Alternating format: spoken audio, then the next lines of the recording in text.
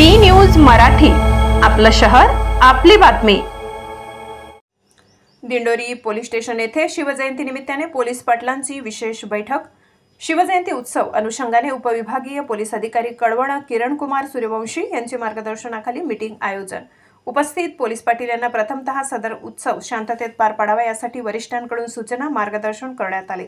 तसेच परप्रांतीय बांगलादेशी रोहिंगे नागरिकही आपल्या परिसरात गावालगतच्या मोकळ्या जागेत येऊन वास्तव्य करतात, तर काही कंपन्यांमध्ये परस्पर जातात।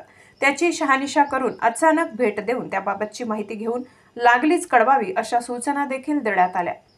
त्यानंतर महाराष्ट्र शासनाच्या 100 दिवस कृती आराखडा 7 कलमी कृती आराखड्याच्या अनुषंगाने दिंडोरी पोलीस स्टेशनकडील उत्कृष्ट कर्तव्य बजावणारे पोलीस शिपाई दिलीप जगन्नाथ राऊत यांनी गुन्हे तपासणीत मुद्देमाल हस्तगत व अन्य इतर चांगले कर्तव्य बजावून प्रावीण्य मिळविल्याने त्यांना top cop of the month या कामगिरीच्या किरण कुमार सूर्यवंशी यांनी प्रशस्ती पत्र देऊन गौरविण्यात आले।